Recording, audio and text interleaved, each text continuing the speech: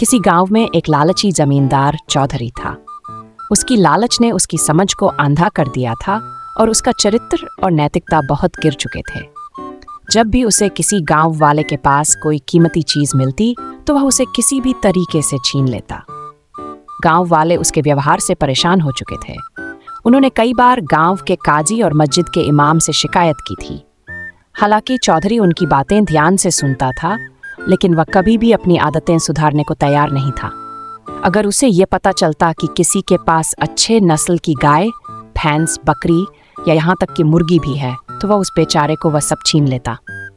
गांव वाले अपनी सबसे अच्छी जानवरों में भी कोई न कोई दोष निकालते और उसे पूरे गांव में फैलाते ताकि उनका जानवर चौधरी से बचा रहे।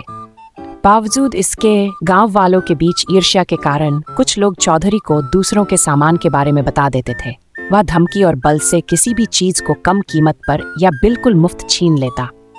एक दिन गांव के इमाम और काजी ने चौधरी को एक अनोखे तरीके से सिखाने का फैसला किया। उनके घर चौधरी के महल के पास थे और उनके आंगनों के बीच एक छोटी सी दीवार थी। उन्होंने दीवार पर एक अंडा रखा और जोर जोर से लड़ाई शुरू कर दी। इमाम ने कहा, यह सफेद सोने का अंडा मेरी दीवार पर है, इसलिए यह मेरा है। काजी ने जवाब दिया, यह दीवार तुम्हारी कब से हो गई? मुर्गी मेरी है, दीवार मेरी है और मेरी मुर्गी का यह सोने का अंडा भी मेरा है। इमाम ने कहा, मान लेते हैं कि मुर्गी तुम्हारी है, लेकिन आज इसने मेरा अंडा दीवार पर दिया है तो यह अंडा मेरा है। चौधरी ने जब उनकी झगड़े की आवाज सुनी तो वह दौड़ते हुए वहां पहुंच गया, लेकिन जब उसने दीवार पर एक साधारण अंडा देखा तो वह चौंक गया। वह कुछ कहने ही वाला था कि काजी ने तुरंत कहा, चौधरी साहब, मेरी मुर्गी ने गलती से यह सफेद सोने का अंडा दीवार पर दे दिया है और अब इमाम साहब इसका हक जता रहे हैं। इमाम ने जल्दी से कहा, यह दीवार मेरी है, इसलिए अंडा भी मेरा है और मैं इसका असली मालिक हूं।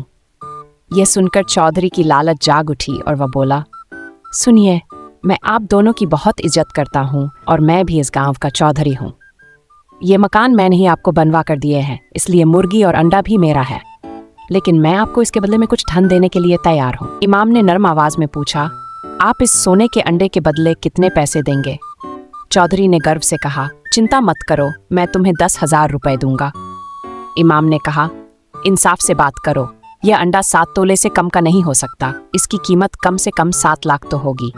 चौधरी ने जवाब दिया, इमाम साहब, आपको पैसों की क्या जरूरत, आप तो बस अल्लाह हिल्ला करें, फिर भी मैं आपको 3 लाख रुपए देता हूँ। इमाम ने स्वीकार किया, लेकिन उसने तुरंत पैसे की मांग की। चौधरी ने जल्दी से पैसे का थैला लाकर कहा, यह रहे पूरे 3 लाख रुपए, अब आप अलग हो जाए, मामला अब काजी और मेरे बीच है। काजी ने कहा, यह मुर्गी का अंडा था, फिर भी तुमने सौदा इमाम से कर लिया।